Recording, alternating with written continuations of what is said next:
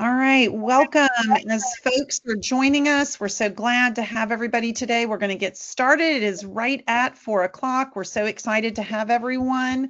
Welcome. My name is Christine Barberio. I work with the Office of Virtual Instruction Services with NCDPI. We are so excited for our fourth webinar in our Cultivating Excellence webinar series. These have been amazing. Today, we're going to be talking about a really important topic when we discuss students that are in the virtual, remote, or hybrid environment, but really for all students, which is how do you build student autonomy online? So we're really excited to be here, and we're really excited to have a fabulous presenter today. We'll tell you a little bit more about her in a second. This webinar is being recorded. Couple of housekeeping notes. We do ask that you make sure that your camera is off if you do not want to be in the recording. We ask that you keep your microphones muted unless you want to talk. If you're not familiar with Teams, you should see at the bottom of your screen or the top of your screen the raise hand feature, because we do want you to participate. Just feel free to raise your hand electronically so we know to call on you when it's time, and or to use the chat. So right now, let's do some introductions of the folks that we have in with us other than our speaker. We, as I mentioned before, all work with the Office of Virtual Instruction Services. We are so excited to have our team here. We have Betsy Hicks, who is a virtual instruction consultant for the Northeast and a little bit of the North Central section of the state. We have Keisha Rucker, who supports the Piedmont Triad as well as the North Central, some portions of the state. We have Iris Ellington, who supports the Southeast and the North Central areas of the state. Tricia Eller is normally in charge of these fabulous sessions. She is out today, but she is our Western and Northwestern virtual instruction consultant. And then, as I said before, my name is Christine Barberio, and I support the Southwest and the Sandhills region of the state. We are all available if you have any questions, either during the session or after the session. So we're excited to have everybody here. Today, we are really lucky to have Stephanie Gray. Stephanie is the principal of Summit Virtual Academy, which is in Rowan Salisbury School. I'm going to let her introduce herself in a minute and tell you a little bit more about herself, but we are really excited to have her expertise on how to really build student autonomy online. And Summit Virtual Academy is doing some really innovative and wonderful things, and so I know you'll enjoy hearing from her. All right, as I mentioned before, there are a couple of things with the Teams platform that we want to make sure you're familiar with. These are the icons that, as I mentioned before, you should see either at the top of your screen or the bottom of your screen. You will see the chat feature. We definitely want to hear from you, so please feel free to join us in the chat. You will see people will let you know who is in the meeting. The raised hand icon is how you'll let us know if you want to unmute and talk when we do open the floor for conversations. There's a great reaction icon, which will allow you to react to things that are being said, and that will kind of float up as like a little thumbs up or a heart or a hands clapping. And then view is how you change your view of who is in the session. You can also see the icons for your camera and for your microphone so that you can keep those off. If they have a slash through them, that means that your camera and your microphone are turned off. So let us know if you're having any difficulty managing the control features in the Teams platform. All right, so we are going to start off with getting into the spirit of March. It's almost St. Patrick's Day. And so we're going to use the chat feature. And so what we are going to do is we want you to tell us what is your teaching, or if you're not in a direct classroom teaching, your educator gold. What is that thing that if you could hide this at the bottom of the rainbow, what is that really golden thing you have that you could share with all of us in the chat? So we want you to think about one specific strategy that promotes student independence online. So that's our focus. So if everybody will start sharing in the chat, we can't wait to hear from you. And while we're waiting on responses, I know one of the things that for me when I taught online, which I did for a couple of years, is I used the chat feature almost like I was a radio host. I'd be like, we have a message from our friend in the chat who said this. And that really kept people feeling like they were part of the conversation. All right, so let's see. All right, we've got some great comments. The ability to connect with people who don't look like me or are not from the same background. Love that. Discussions. I feel like keeping kids engaged in discussions online is so important, and Canvas is a great tool. Offering students choice. Love that. Ooh, such a good one. Investing time to get to know your students. I think that making sure you're providing opportunities for those daily interaction points the way you would if you were in a face-to-face classroom are really important. So I love that. Yeah, Marielle, that's a great strategy, V-Rails. And if you've not heard of that strategy, it was actually in one of our newsletters we've sent out. It's a really interesting strategy that connects kids all across the globe. So that's a great one. Eileen, I love that, finding ways to get them to chat and interact, even if it's only in private chats with you. So I love that. Excellent. Well, those are all some serious pieces of gold to add to our pot of gold under the rainbow. We hope that you were able to get a few ideas, but now we are going to turn things over to Stephanie, who is going to take over the presentation from here, and we're going to start by letting her introduce herself and go from there. So Stephanie, you're up. We're so excited to let you lead us through building student autonomy online. Hi, good afternoon, everyone. Thanks so much for joining in. I'm really happy to be here. And you said such wonderful things. Thank you so much. I am from Summit Virtual Academy, which is in Rowan Salisbury Schools. We are a public school, part of our school system. Just very quickly, just so you kind of have an understanding idea, we are in that Southwest region with Christine. And we service about 365 full-time students, kindergarten through 12th grade.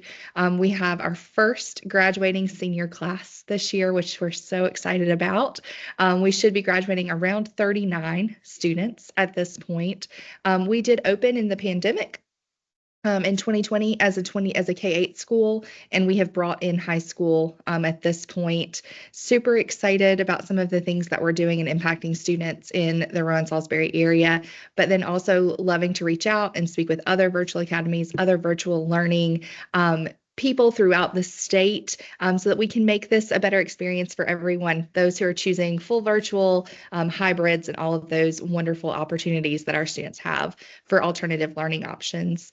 So that's a little of who we are at Summit. You will have my contact information throughout this whole presentation as it's being sent to you, and then some follow-up materials. We love to collaborate. Reach out. Please email me, message me at any time. My phone number is even on my signature line. Send me a text, any of those things. And I will be happy to talk through things with you, or we can share ideas. I'd love to hear other things from you all as well. If we can keep going. The first thing that we kind of were talking through as my leadership team and I were looking for some of the great things to talk through with you guys today, we really just kind of thought through, what do we do for student autonomy? What's our kind of vision or overall idea?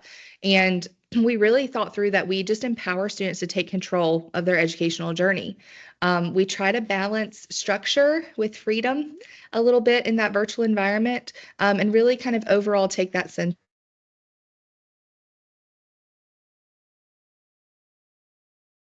through the webinar and really create an image of an autonomous virtual learner. And whether that's a remote academy student, whether that is a virtual learner in a hybrid classroom or a blended learning setting, any of those pieces where we can look at what are the characteristics, traits, and strategies that we use for an autonomous virtual learner. So I thought we would start today. I think as we were thinking through as a team, one of the first pieces that we really utilize to create an autonomous virtual learner and help grow those skill sets is really that they're choosing that virtual setting. So many of our students are choosing that virtual setting completely, fully for the flexibility. They're really customizing their learning environment. They work at optimal times for themselves and things that suit their needs. They have kind of that self-management piece that they're working through in their own ways. They're building management skills as they're working through modules or things of that nature, and they learn to prioritize tasks. The other piece is that we're creating kind of this future readiness student where remote work skills are increasingly important in our world. And so, as we're kind of teaching those and learning those together, they gain experience with that digital collaboration look and all of the tools and skill sets that they need to have that kind of remote skill grown in them. So, whether students are in a blended environment, whether they're in a hybrid setting, some in person, some synchronous, some asynchronous, or they're fully remote students, they're really kind of choosing how they operate and work with and engage with that educational experience. And that's the first step in how we build their autonomy. So then we tried to think through getting very technical. What are some of the pieces that we do and have for that? And so we'll keep moving. And one of those pieces that we think through is we try to build in kind of three main ways of building their autonomy through their virtual learning program. The first is that we really kind of encourage what that looks like in a live instruction setting.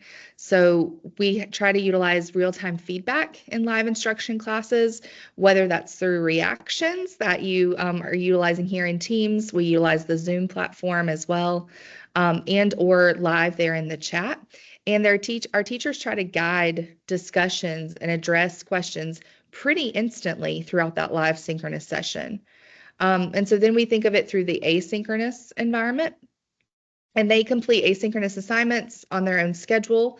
A couple of pieces that we've worked through to try to build that student autonomy, a couple of practices that we have. Our learning management system is Canvas. And all of our assignments are built into modules. One thing that I'll talk through with you and send you the resource to later is that all of our Canvas courses are all built under the same framework. They all look the same. They all have the same banners, the same buttons, all of those pieces, whether you're in English 2 in the high school setting or grade 2 in grade 2 ELA. And that's on purpose to help build some of that student autonomy.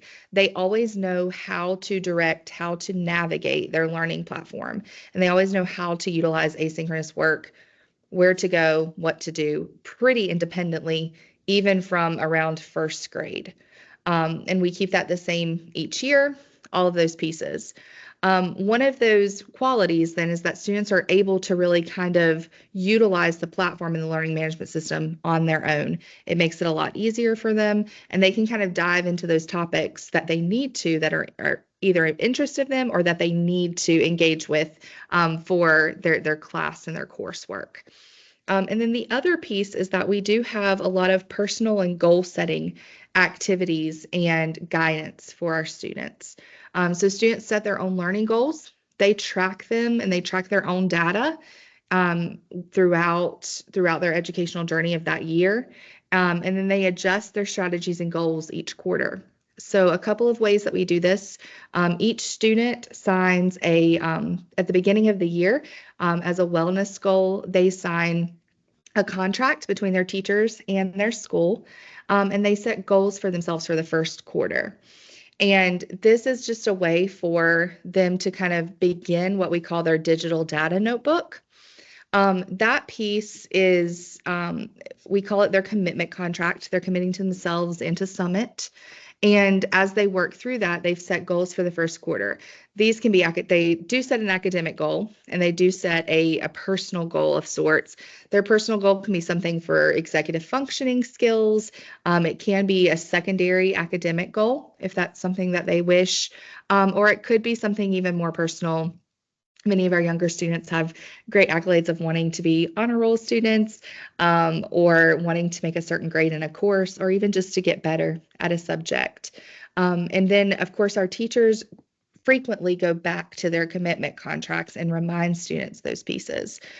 We utilize a lot of office hour and small group time for students to conference one-on-one with teachers about twice a quarter, for them to go over their commitment contracts, look at their goals, and look through what they're doing and if they're on track or they need to make adjustments. We find that this is the best way that we found for students to really take ownership of their learning and build some of that autonomy online. We'll keep moving.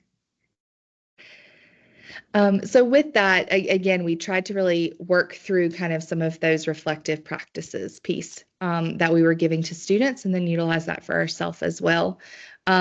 So one piece that we're really working through with us is that we do have weekly PLCs for our staff members. This is a time that we utilize vertical alignment along with horizontal alignment. Each one of our teachers are mainly islands. They're one independently. So I have one kindergarten teacher, so on and so forth. I do have a middle school team. And then, of course, any of our high school facilitators are all kind of singletons in their content areas. And so we do try to utilize different grade span PLCs.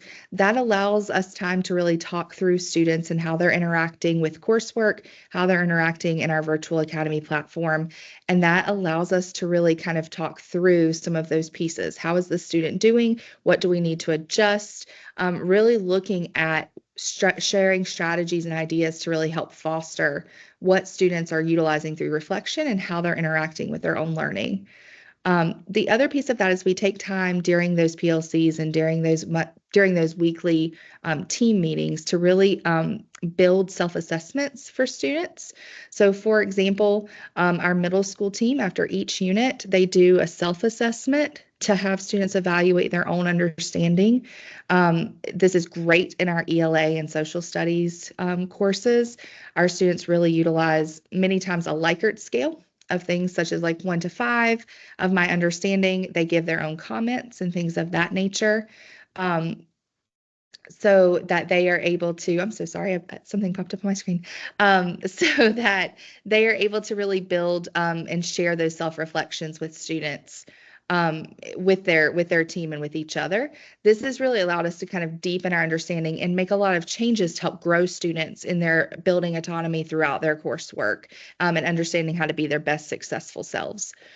So we really enjoy that piece. Many of their self-assessments then turn into their ability to help and learn, give feedback to others, which we find is really kind of an awesome piece, that as our virtual learning students become more autonomous of their own work, as they build their own ownership, they're then able to help each other. They're better able to give feedback to each other's assignments, to each other's coursework. They even start working through helping each other with their goals, which is really kind of an awesome thing to see in the virtual learning environment. Super cool to pop into a breakout room and you have another student who kind of randomly is saying like, hey, weren't you trying to make an A in this class? And I mean, very interestingly enough, to hear that interaction between middle schoolers is awesome, as then the other student was like, yeah, I'm getting it. I'm getting on it. And they pick up and start affiliating more with each other, working to collaborate together. And it's a great way to give that you see live feedback being exchanged between those students. Another piece that we found is really helpful to build that student autonomy and ownership of their work, and of their own success is that we do record every lesson that we have at Summit. And that's every live session that teachers have with students is actively recorded and posted in their learning management system. And that really allows students to be able to go back and access any previous lesson for review, and or if they need it as they're working through asynchronous work or any of their coursework or things of that nature. With that, we easily link them in elementary grades. What you'll find is that it's normally by the title of the lesson, so that students can more easily and parents can more easily access that if they need to. So you'll see like the right triangle lesson, in 5th grade math. In our middle school and high school, we tend to link them by the date and or by really the unit kind of piece of the unit of the day. Those pieces also allow our teachers, as they're working with students during office hours and or really trying to help students grow in their success for the current course or the current classwork, they're able to reference them back to a recording and allow students to have some of kind of that ownership of going back and looking at something specific to either better their grade, better their coursework, and or work through something that they're struggling with at the time. This has allowed them to really kind of set their own pace some. It's also really allowed them to kind of have that support that they need as they're working through kind of becoming their own autonomous learner. So I want to take just a moment. Hopefully you all can utilize the QR code that's on the screen there and do a quick Mentimeter. I'd love to just kind of take a quick poll. As you scan that QR code, hopefully I'm seeing some of you come in to be able to answer kind of 2 questions. The first is I'm asking for you guys to kind of choose some options and selections there of which collaboration tool do you find that you use most in the synchronous setting? So if you're live on screen with students and or colleagues, much like what we're doing here with Teams or a Zoom meeting, what collaboration tool do you use the most in that setting? And then secondly, you should be able to go ahead and move to the second one as well. I'm asking about in an asynchronous environment. In an asynchronous environment, much of utilizing a learning management system such as Canvas and or Schoology or any of those pieces, what is the most used collaboration tool you use there? Seeing some answers come in. Awesome. So in that synchronous setting, we've got some answers coming in, lots of people using Canvas, people using breakout rooms.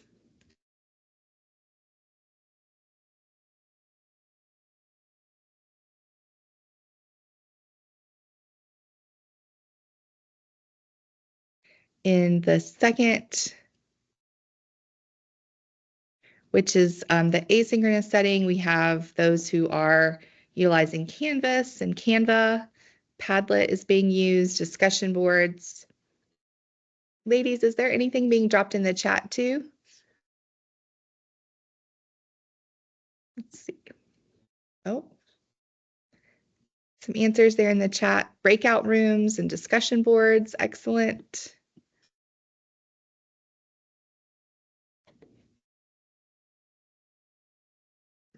Those discussion boards are so helpful too, because I think sometimes kids who might be a little nervous to speak up and talk verbally might say some things in a discussion board that they wouldn't normally feel comfortable sharing in a group setting.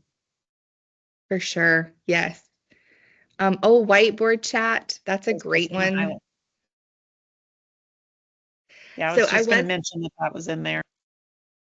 Yeah, I was going to ask too, someone in the first question about utilizing tools in the synchronous setting chose other. I'm really sorry to put you on the spot, but I'd love to know what the other is.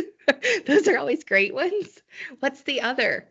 We often use like Google Slides, collaborative work in Google Slides, or, projects like tools like that. Awesome. Yes.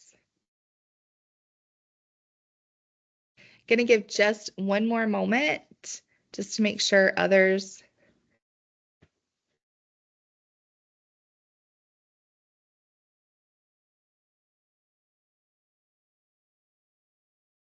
Awesome. So mainly breakout rooms were what was seen as the most used collaboration tool in synchronous settings for that first question, and then Canvas as a learning management system, or the pieces that are within Canvas being utilized there for the asynchronous setting, which are awesome. Those are definitely, when Jamword was great, I know, and then it went away. And now we have Padlet, and Padlet is trying really hard to be the new Jamboard, even so much so with their new AI tools, which have been really interesting, and they're working through those. I completely agree, though. So we wanted to highlight those were some of the main pieces that we utilize as well. Oh, Miss Christine, Nearpod for sure. And please don't, if any of my staff are logged on, please don't talk to them about Nearpod. We are in the middle of our downtime of between our two contracts, and they are reminding me of all the time when that new contract starts up. So fun. Yes, we utilize Nearpod a lot as well. That's great. The collaboration board there. Padlet is awesome. Yes, and they are working through, like I said, a lot of new AI tools in Padlet as well. So as those continue to get really kind of hunkered in and a great understanding of what those look like and how to utilize them best, I think that's going to be a really phenomenal tool too as we continue to move forward. So a couple that we wanted to really highlight to you all today too, just as the ones that we found best to really support collaboration and peer learning, which normally helps grow autonomy in students and help them take ownership further as well and work independently. Our breakout rooms, we utilize the Zoom platform, but of course, any live feature that you have, Google Meets, Teams, Zoom, all of those have some sort of collaborative room set up that students use and can be monitored. We find that students working together in those rooms in a truly affiliated way, they really foster deep connections. They really work on helping kind of go through their own learning a little bit at their own pace or maybe guided pace as well. And it really kind of effectively makes the virtual space a lot more engaged. The other piece that we said there that many of you shared were discussion boards. That's definitely one that we find is really helpful for students and works well for our student population as well. We use Canvas forums or discussion posts, and they have a lot of thoughtful exchange on those many times. And they can really take time to craft their responses, which we find very helpful for students. I think, Betsy, that was what you were saying as well. Many students say things there that they wouldn't say normally and or are not willing or comfortable maybe in a synchronous setting. But also it's a great piece of them being able to take time to craft a response, which really does help build autonomy if you kind of think through what you're requesting of them there. One of our middle school ELA teacher really utilizes a couple of times of having students go back and rewrite something and or draft discussion boards and post, utilize a rubric to measure themselves against their post, and then go back and repost and or redo again, which really kind of allows students to understand what it means to craft their response and really kind of work through autonomously how I guide myself through a discussion post or a discussion board post or those pieces. And many students, they feel as though that feedback is most helpful to them, and they love the fact that they are able to rework, redo, and feel successful at the end, as opposed to just kind of typing it through and pushing it out there, which I know I'm guilty of many times. Just let's get it out there. So that piece. And then the last one that I think many of you talk through too with the breakout rooms and or collaborative slides. Google Slides are utilizing the Google Suite as a collaboration tool in either synchronous or asynchronous, is kind of that idea of group projects and or group work and what that can look like in the virtual setting, utilizing those tools and strategies, but also how that works to really build students to be more autonomous. And so we feel like that's a great way to build their communication skills. It also really helps them coordinate across different schedules, across different understandings of their mastery of the content or their mastery of what they're being asked to do at that point. And then the other piece that we find really helpful here is that our school and team have been working a lot between what does it mean to collaborate and what does affiliation look like. And so those two we kind of utilize synonymously many times. We're really trying to dig in and understand that if we make sure that every student has a true role in that collaborative environment, They have a key part or a key piece that they are doing in that group project, in that collaborative project setting or work setting, then the work cannot be done without them. That is where we're getting the deepest ownership of their learning. We're also making sure that they kind of are able to do this on their own because they understand their role really well, and they know what they should be doing. So this can be anything from such thing as a literature circle where they have their own kind of key noted role, or such as things in our virtual science classroom. Students have a role even in a virtual science lab that they are completing, whether that be a discussion leader, whether that be someone who is kind of actually actively working through the materials, or those pieces. As we keep moving, the other piece that we really tried to think through here was to give you some really kind of on the moment and boots in the ground strategies that we're currently using technology wise to help students really build their autonomy online. The first piece is we kind of thought through this idea of managing their time and managing their online learning space. We have kind of a couple of strategies here. Honestly, they're low hanging fruit. They're very easy for us to utilize. There's something that has been utilized for years across all the settings, but we find it still very beneficial for students and very timely in the current kind of setting that we're working with. Students utilize digital timers in their digital calendar to help themselves stay organized. We normally set alarms and or timers for every student's synchronous sessions throughout the week. Even our high school students, we go through advisory with them and set alarms and timers and put in calendar invites into their own personal calendar on their devices for office hours for some of our high school students and their facilitators there if we're asking them to utilize some of that synchronous time with a teacher. And that has been a great way for us to kind of teach that time management skill. It helps them kind of see, of course, some of their elapsed time in between different pieces, and or to really kind of look at what their coming weeks look like, when things are due, when things are happening, so that they can really start to map out some of that learning. The other piece that we try to utilize is we do lean heavily on our learning management system that's Canvas. I spoke of this before, that all of our courses are built with the same framework, the same course template, and that's kindergarten through 12th grade. A really great side piece to this is that students and families that have students in multiple grade spans, like parents that have a first grader and an 8th grader, they all know how to utilize the Canvas framework and what that looks like. But they also can then help us, and we can help our students learn how to navigate that independently.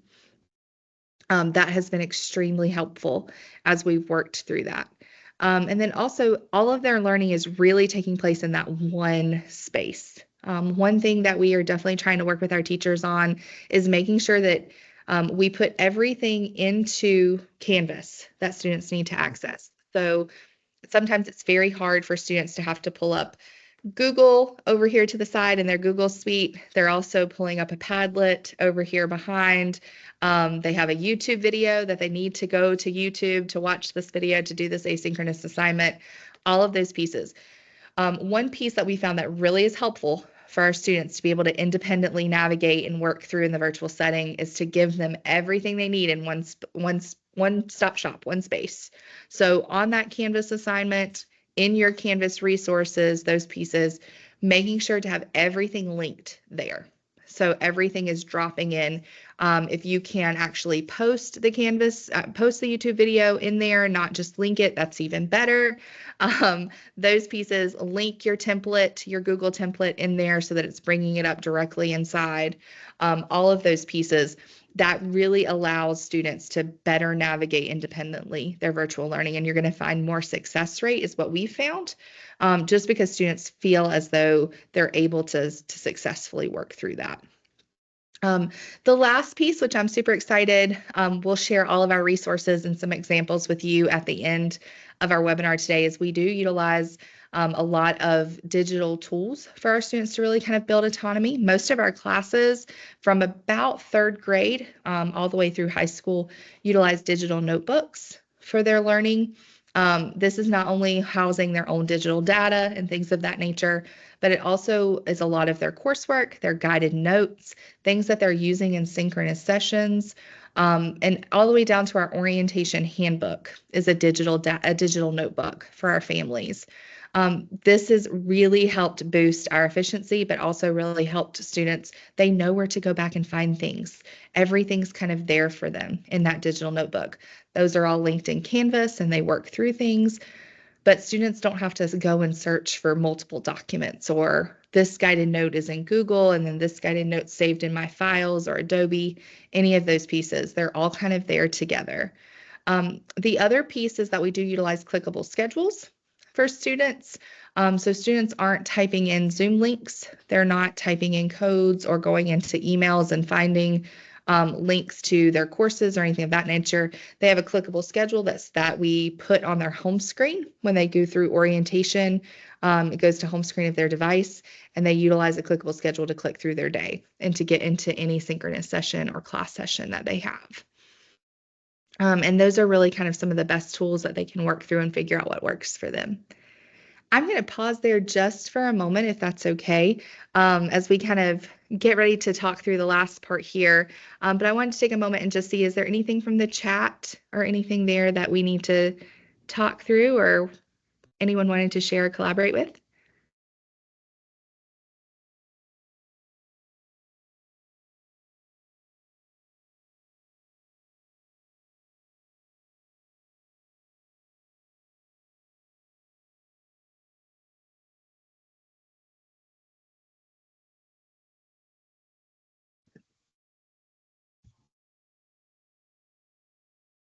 Yes, Miss Mariel, awesome. Yep. So I was just kind of checking in the chat too. She has the same button with everything that they're going to need for the day. It looks like all of her resources that her students use are kind of there on her Canvas home screen, and that helps with newcomers all the way to advanced students who are interacting with their native language and English and new language as well. Awesome.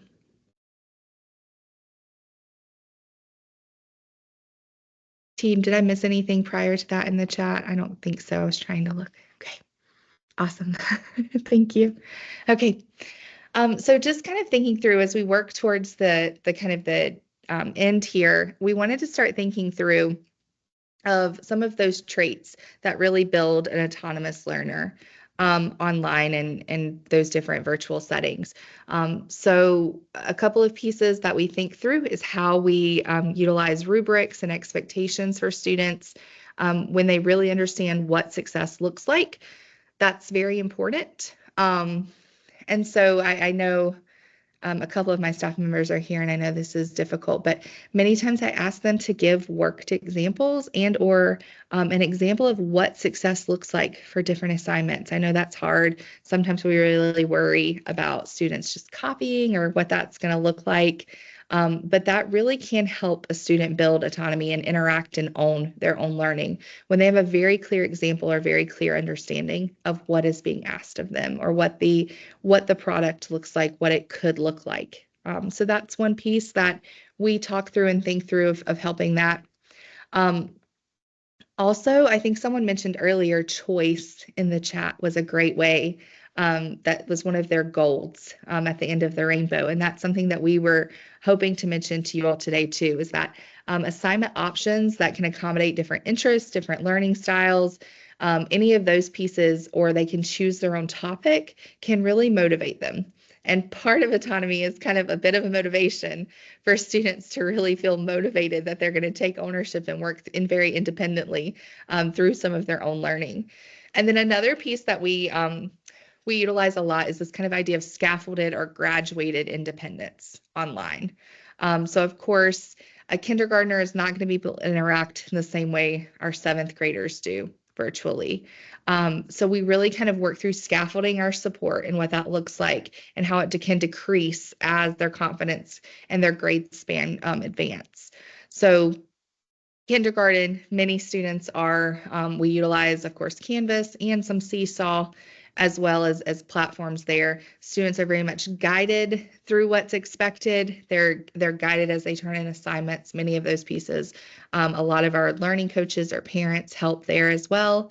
But then as students go up into upper grade spans and or upper grades, we really kind of decrease some of that, but we also put in further supports. So students are given more of those worked examples. They're given more of product ideas. They're given very stated rubrics of what's attached there.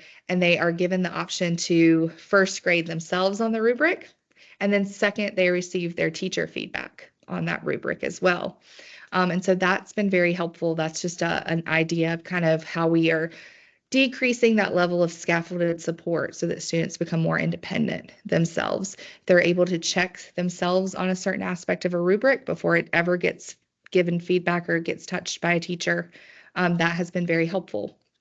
But again, those have to be very concise. They have to be very straightforward of what's being expected, and really clear expectation of what's being spelled out there. If we can keep moving. So just a couple of pieces. I don't think that we are exactly where we're getting this right all of the time, or we have everything that we need to keep moving forward. But we do keep kind of measuring and assessing and then going back and looking at continuous improvement. So we really kind of work through refining what we're doing in our approach almost weekly, based on kind of how we're observing and what we're seeing from our student success. We do utilize a lot of survey results from our students and from our other stakeholders, our families, our parents, to really kind of monitor how we're allowing students to work in our virtual setting, how successful they feel, those pieces. We do utilize a parent and student advisory committee, and they are given surveys periodically throughout the year to really kind of help with that. We're super excited about what that can look like moving forward as well. We have an opportunity to also begin some weekly surveys for our students. And what they're going to be doing there is they're going to be really measuring their level of engagement in their coursework. And so it's going to be a weekly engagement survey. We're super excited about this. Very new for us. We're going to utilize it through our fourth quarter when we all get back from spring break. And we're going to be really kind of utilizing it as a tool, one, to help, of course, our staff. Our staff's focus this year was engagement culture and really learning what that looks like of building engagement in the virtual setting, utilizing some of the tools we're talking through today, utilizing how engagement looks synchronously versus asynchronously, what that means for attendance, all of those things. I digress and I'll get too far off. So let me get back. But we will be utilizing this new kind of survey piece. And what that's going to mean for our students is that they really have the option at this point to also self-reflect of how they are really autonomously independently working through their coursework, their virtual educational option. But they're also going to kind of be able to think through, what did it look like for me to be engaged today or this week? Was I engaged in this course versus this one? What that kind of looks like for them. And it's going to be very exciting to kind of help them also start taking through and really disaggregating their own engagement data. We're going to look at what that looks like, putting it in their digital data notebooks as well, to really kind of help them build, again, some of that independence and ownership of their learning. And if they are seeing some wildly different really engagement results from week to week or course to course, what that looks like for them, and then how we as a school also can come along and support them, and figuring out how we best make that successful in all areas. And then that's that last piece as we talked through there of students really working through looking at tracking their own data, their own performance, their own engagement, all of those pieces to really help them work through that. We'll move. So this was kind of what I was excited about to get to today with you guys. I've given a few of some of the things that we're doing at Summit Virtual Academy, and then also just some kind of best practices that we're working through implementing too. But I also know that you all are a wealth of knowledge and would love to probably share with each other because you have great ideas as well. And so an idea that I have here is I'm always kind of reminded of back, and I might get this date wrong. I think it was 2007-ish, 2008. There was the portrait of the ready learner with 21st century skills. He had on his little backpack. Guys, I dug so far to try to find a picture of this because I was like, oh my gosh, this is it. This is like my link. I remember this. He had his little backpack and he had all of his 21st century skills around him. And does anyone remember this? Yes, like give me a thumbs up. And yeah, okay, you remember? Yes. Okay. I was like, I do remember this. Could not find it. So I just had to do my little Ready Learner, which was part of that same rollout there. But I remembered that and I was like, oh my gosh, it would be so great if we had this kind of portrait of an autonomous virtual learner as well. And so I thought this would be a great time for us to try to build this together through this webinar today and really hit our target. So what I'm going to ask for you to do is we have some breakout rooms. As you go into a breakout room, I would love for you to talk with each other about what skills, traits, strategies do you think are most important to build an autonomous virtual learner? So do you think there's certain skill? Do you think there's a certain strategy that a student needs to have that really makes them helps build the best autonomous virtual learner? That's what we're wanting. At the end, we're going to come back in together and share some of those out. And then I'm super excited to tell you that you'll receive this portrait of an autonomous virtual learner. Hopefully, once we all share out these great ideas and these skills. So I'm going to ask that we go ahead and open breakout rooms if that's okay. And am I good if I take 5 minutes? You all need 5 minutes for closing. Does that sound correct? Okay, so we're going to try to stay in here for about 5 minutes to come back in after that time and share out. Please make sure that as you're sharing out these great facts, you do choose one person that's willing to share out to the whole group. Choose one person willing to share. Thank you so much. We'll see you in just a few. Hey, y'all, there are 3 breakout rooms and every single person gets a room. Nobody's getting left out. Not one single person. Ready? On your mark, get set, go. See you on the other side.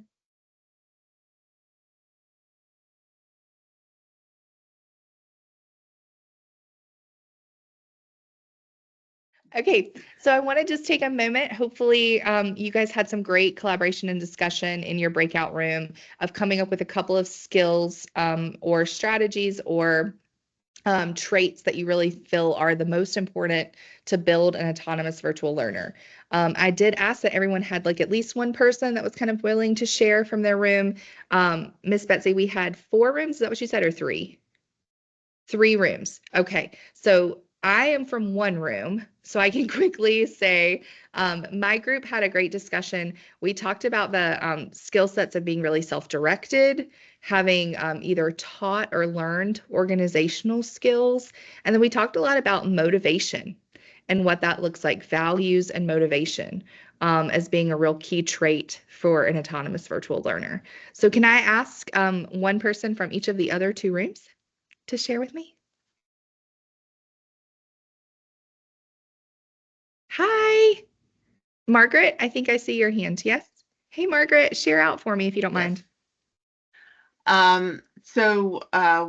One of the things that we talked about is that the student needs to feel confident in asking for help when they need it, and to look at their teacher as their partner in learning, not their adversary that they're trying to get one over on. And my partner had some good ideas about how to support that with ESL students by having the students, they can type in ChatGPT in their original language and then translate it into English and then put that in their Canvas message to their teacher. Awesome. Great. So I got down some ideas about their confidence level, that they're able to really advocate for themselves, being an advocator, a self-advocator, and then looking also as teachers and staff as really partners in their learning or their educational journey. Awesome. That last room?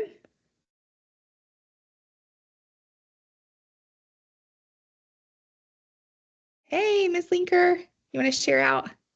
I will. To add to what's already been said, so I'm not repeating, self-efficacy and self-regulation, taking ownership and kind of having a dedication or understanding of what's involved with asynchronous, like the hows, ins and outs for being successful in asynchronous would be strategies. Awesome. Just to make sure I captured what you guys were talking through, is you talked about this idea of self-efficacy and self-regulation, which I think self-regulation is awesome. That's a really cool one. And then also understanding kind of asynchronous components and or their learning management system is what you were talking through there. Does that sound good? Yes. Awesome. Okay. Anyone else have a piece of sharing there? I thought I saw a hand. Miss. Oh, Me. That was me, oh, Miss hi. Gray. Okay. Oh, hi, Miss Miriam. Yeah, how are you, Miss Gray? I was telling that we have meetings every month that you in general you give like something that they need to know the parents to be our partners. And I was telling to my group that I do that also in the ESL where we have meetings. But the meetings are not the parents. Like for example, my meetings is the students with the parents working collaborative, because I really truly believe if parents are not part of this, it will be difficult, our job. So encourage parents meeting with a purpose where they can work together. Awesome. Yes. And Miss Mariel was mentioning there too, we utilize parent academies each month, where we bring families in or have virtual settings or options of different things to help them be learning coaches to their students. So whether that's learning how to utilize math manipulatives that we're giving, or we've done some work with a local counseling agency where we did some pieces of like safe social media things for your teens, and or safe use of what screen time looks like for a virtual academy student post their school day. Some of those pieces, those are some of our parent academies from this school year. So thank you so much. Okay, so awesome. And I know I'm gonna be quiet so you guys can do survey and wrap up and all the things. Thank you so much for logging in, and after a really long day of all of what you do, awesome for kids all day, every day, and now you're learning more even at 4 p.m. So thank you so much, or 5 p.m. at this point. Thank you so much. I really have enjoyed being able to share with you today, but then also hearing from each of you. So the exciting piece of that is that I've taken down everything that you've said during our session, and I am working to build this kind of document that's a portrait of an autonomous virtual learner. And I'm going to send it out hopefully about a week post webinar, trying to get through that after spring break, and push that to the virtual instruction team. And they're going to push that out to all the participants today, and then link it some other places. That will be a great resource option. In there, we're also going to link a lot of the things we talked through today. So you're going to have a picture image of a clickable schedule, a picture image of our digital learning notebooks, our orientation handbooks, any of those things that could be helpful to you and or could help you as you're trying to build a more autonomous virtual learner in your own learning settings. So thank you so much. And it was really a pleasure to talk with each of you and with you today. Thank you. Oh my gosh, Stephanie, I just really appreciate what you brought today. That conversation was fantastic. We learned so much, and there were so many great things that got shared in that by you, as well as some of our participants. So thank you, thank you, thank you. A couple of housekeeping items that we do want to make sure that we go over with everybody. First of all, we do have an exit ticket. One of the things that we love about our program is that we are always trying to get better and do better. So we take your feedback really seriously about how we can continue to support you. So please take a minute to complete the exit ticket. I've dropped it into the chat. Also, you are eligible to receive CEUs for this. So you do need to submit this form. Tricia Eller, who runs these webinars, she will be sending you information so that you will be able to get your CEUs. So please make sure that you fill in that CEU request if you are interested. We do want to make sure that you know that you will be able to get a badge. They are awarded through Badger, which is a program in Canvas. And so you will get an email with a link to those CEUs by the end of the week. And if you do not have any other questions, we hope that you have enjoyed this session. We know that you have learned so much. We do have one final session coming up. It is on April 15th from 4 to 5 p.m. It is called Adaptability, Meeting the Needs of All Learners. It's going to be facilitated by Emily Hall, who is a science teacher in Cumberland Virtual Academy in Cumberland County Schools. She's really dynamic. She's also a big Taylor Swift fan. So if I drop a little teaser in, she's really interesting. And I think you'd gain some great ideas about how to meet the needs of your learners. So we hope you have a fabulous evening. I will drop the link address in as you are getting ready to leave for that last webinar if you have not already registered. And once again, thank you to Stephanie. Thank you to the virtual instruction consultants who are here. And we hope you have a fabulous evening. So thank you, everyone.